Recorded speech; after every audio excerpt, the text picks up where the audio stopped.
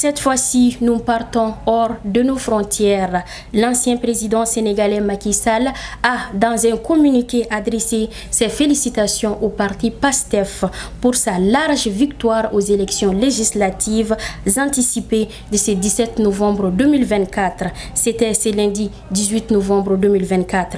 Un communiqué qui intervient après les réactions d'Amadou Ba, de Barthélémy Diaz et de Bougane Gueye Dany. Tous ont félicité le parti au pouvoir. Commentaire Alassane Agali. Dans son communiqué, l'ex-président Macky Sall a salué la maturité du peuple sénégalais qui a une fois de plus démontré son attachement aux valeurs républicaines et à la démocratie. Il a expliqué que le peuple souverain s'est clairement exprimé, confirmant son engagement pour les piliers de leur cohésion sociale et de leur vivre ensemble. L'ancien président de la République, reconverti en acteur politique actif, a également tenu à exprimer sa gratitude envers les électeurs qui ont porté leur suffrage sur la liste qu'il dirigeait. Macky Sall a appelé aussi à une collaboration constructive entre les différentes forces politiques pour garantir la stabilité et le développement du pays. Ce geste symbolique, après une campagne électorale marquée par des tensions, est perçu comme un signe d'unité et de respect des institutions républicaines. Macky Sall, qui a dirigé la coalition Takku Wali Sénégal aux côtés du PDS, n'a pas hésité à critiquer certains acteurs politiques, notamment le président en exercice Bassirou Diomaye Faye et le premier ministre Ousmane Sonko, qu'il accuse de nuire à l'héritage qu'il a laissé. Cependant, fidèle à sa position, il a mené sa campagne à distance depuis le Maroc après avoir quitté le pouvoir en début 2024.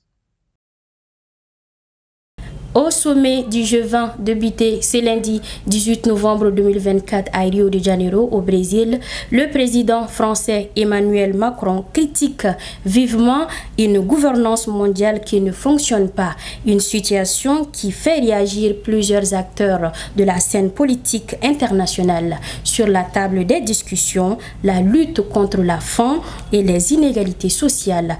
Plus de détails avec Ma Malé.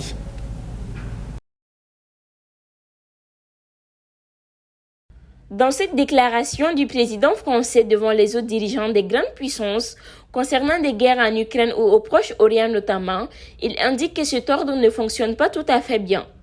Il ajoute, je cite, « Pour rester poli et dans la litote, il estime qu'ils n'ont pas démontré ces dernières années leur capacité à prévenir ces conflits ou à les régler. » Fin de citation. Selon lui, le risque est grand d'avoir la même réunion dans un an, avec les mêmes, et de dire « on va le faire » et d'être les spécialistes du « on va le faire ». Emmanuel Macron a proposé au président brésilien Lula, qui est cette année à la tête du G20, et à l'Afrique du Sud, qui l'accueillera en 2025, de créer un groupe de travail de haut niveau pour plancher sur quelques chantiers de refonte de cette gouvernance et soumettre une feuille de route Rio-Johannesburg qui puisse être adoptée dans un an. Les dirigeants du G20 ont renouvelé leur engagement à travailler à l'augmentation durable de la productivité agricole et à la réduction des pertes et gaspillages alimentaires. Avant de reconnaître l'interdépendance des pays dans la réalisation de la sécurité alimentaire, de la nutrition, de la sûreté alimentaire et de la durabilité par le biais des politiques commerciales ouvertes conformes aux règles de l'Organisation mondiale du commerce.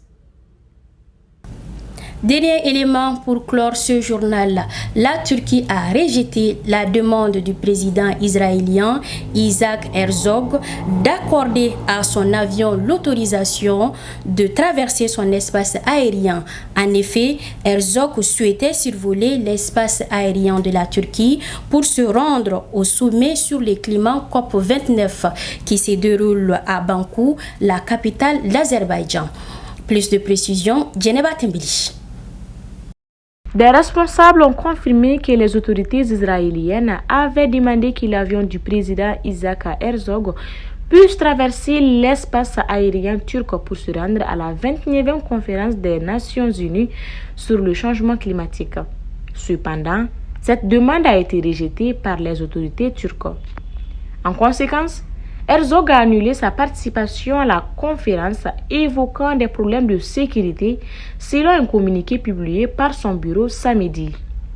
Bien que la relation politique ait commencé à s'améliorer avant le conflit à Gaza, la crise actuelle a ravivé les tensions, chaque partie accusant l'autre d'être à l'origine de la détérioration de la situation. Les relations se sont tendues suite à la reprise des hostilités entre Israël et le Hamas dans la bande de Gaza.